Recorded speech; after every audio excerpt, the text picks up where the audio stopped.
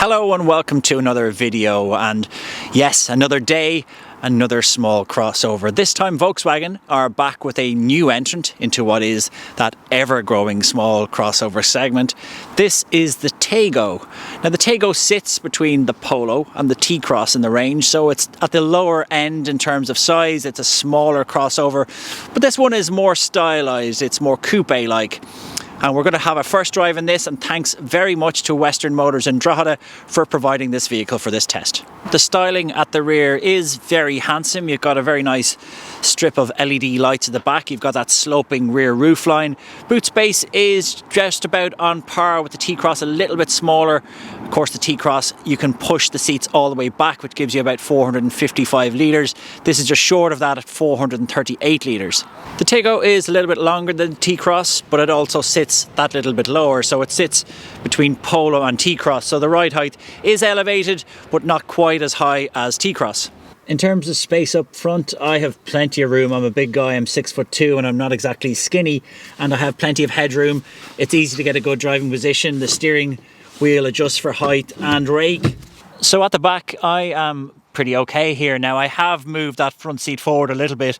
Not everyone would have it all the way back. For more average height drivers, anyone sitting behind here would be absolutely fine. Now I've plenty of knee room here, and my headroom is decent too. So back here is fine for kids. Certainly they won't have any grumbles at all. So we're here in the cabin of the Taygo, and this is a Life version. So this is the entry point into the Taygo, and it has a cabin which is quite similar to what you'd find in both the Polo and a T-Cross. So instead of the somewhat controversial switches that you find in the steering wheel of the Golf or ID3, what you have here are actual proper buttons, and I know lots of people will welcome that. This is the entry version, as I said, which means it does get a 6.5-inch infotainment system, and it is pretty basic. Most customers will probably decide to upgrade and go for the style version, which comes with an 8-inch infotainment system, and it has the ready to discover system, which means that you can actually upgrade that again to a much more all-encompassing, all singing, all dancing version. But look, this is quite a functional car. The air conditioning system in this one actually is probably the nicest one, because it has buttons again, and it's a manual air conditioning system.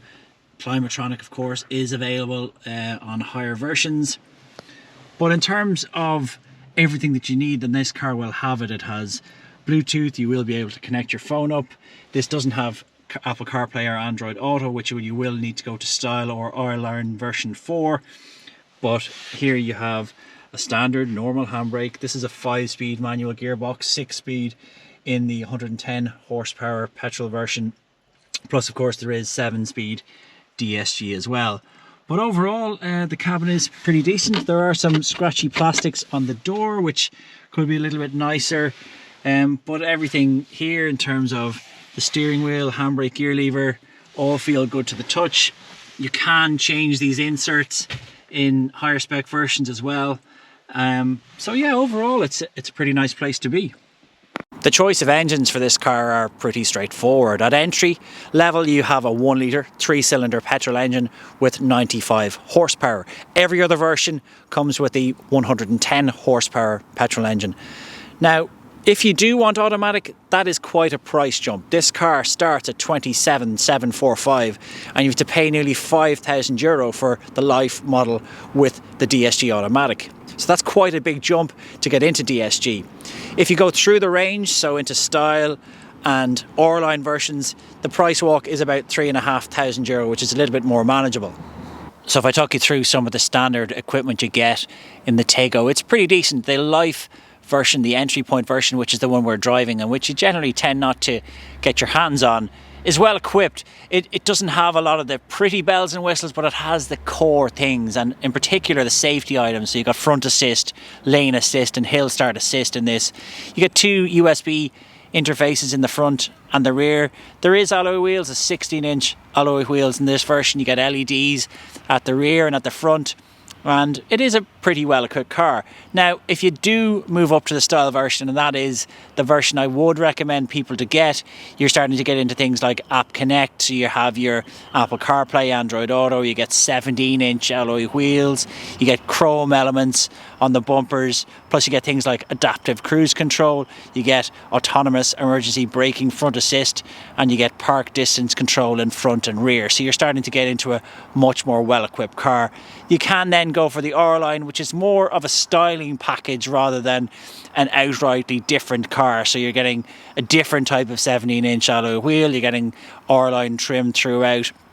And in terms of the pricing then as well, it starts at 27,745. Now, as I said, there is that price jump to 32,635 if you want to get into a DSG at life spec. Now, in life spec, in a DSG, you're moving up to 110 horsepower rather than 95 horsepower. The style version, which I said is the one you should probably get, is 30,570 euro in a manual, and that's a 6-speed manual with 110 horsepower. So that is probably the best bet.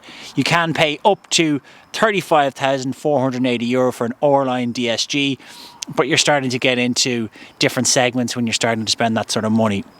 If I was picking one, I would have a manual style version, and I think you'd have a very lovely car for that. So what is this Tego like to drive? Well, it certainly feels much more like a Polo or T-Cross than it does a T-Roc or Tiguan, and you know, you do feel like it is at the lower end of the spectrum in Volkswagen world, but that's not necessarily a bad thing. The Polo is an excellent car, the T-Cross is an excellent car, and this feels very much like those. It's easy to drive around town. In particular, we haven't taken this too far in our short drive with the car, but this engine is fine. This 1 litre 3-cylinder 95 horsepower engine really does a fine job, and it's not overly noisy, which a lot of 3-cylinder engines can be.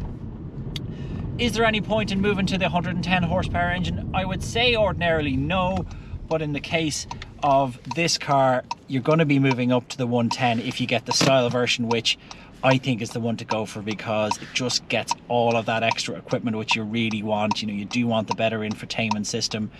The bigger wheels are nice, but there's lots, in particular, it's that infotainment system that you want to upgrade. This one that's in this model is fine, but it's very basic. So move up to that. Would I move into a DSG?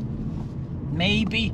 However, the cost is quite prohibitive. It is a really big jump to get into DSG in this car. So for me, I would probably stick to the manual style 110 version, which is pretty much going to be all the car you need if you're shopping in this segment.